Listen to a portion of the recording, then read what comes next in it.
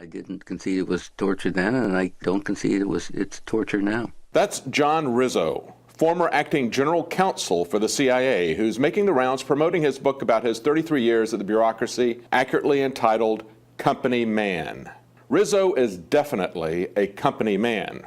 After watching the CIA's criminal activities exposed in the Church Committee hearings, Rizzo wasn't disgusted like most Americans. His response was, that was the reason I decided to join CIA, reading the revelations in the media of the findings of what was called the Church Committee, led by a senator named Frank Church. It exposed for the first time a number of eyebrow-raising CIA activities from the 50s and 60s, including assassination plots against foreign leaders, drug experiments on unsuspecting U.S. citizens, mail openings during the Vietnam War. It was a rather breathtaking array of misdeeds, is the young way to put it. And I was reading it as a young lawyer and thinking to myself, I have no idea whether the CIA has lawyers, but if they don't, they're probably going to need some now. And he's been defending the CIA ever since, saying that he sees himself as belonging to an exclusive, selective, secretive club. Working as a lawyer for the CIA for decades didn't help his moral compass either. His book recounts how he was at the epicenter of the ethical and legal debate on the CIA torturing suspects by waterboarding, providing legal cover for the barbaric abuses of the American government. The book is little more than sycophantic propaganda for the CIA, but it is interesting when he talks about Hollywood and how the CIA uses them to propagandize and manipulate the American public more effectively. In talking about Hollywood, he said, these are people who made a lot of money basically creating make-believe stuff. And that explains why actors are such perfect covers for intelligence operations. And he says movie industry vets are receptive to helping the CIA in any way they can. He was even approached by one actor who refused to take any money, but told them that instead all he wanted was to score the best $50,000 stash of cocaine they could find. Where would anyone get the idea that the CIA would be involved in the drug trade? I will tell you, Director Deutsch, as a former Los Angeles police narcotics detective, that the agency has dealt drugs throughout this country for a long time. The LA detective knows the CIA is dealing drugs. The community knows that the CIA is a drug gang. And the actor knew where the main source of drugs was coming from. But the company man, Rizzo, pretends he has no idea.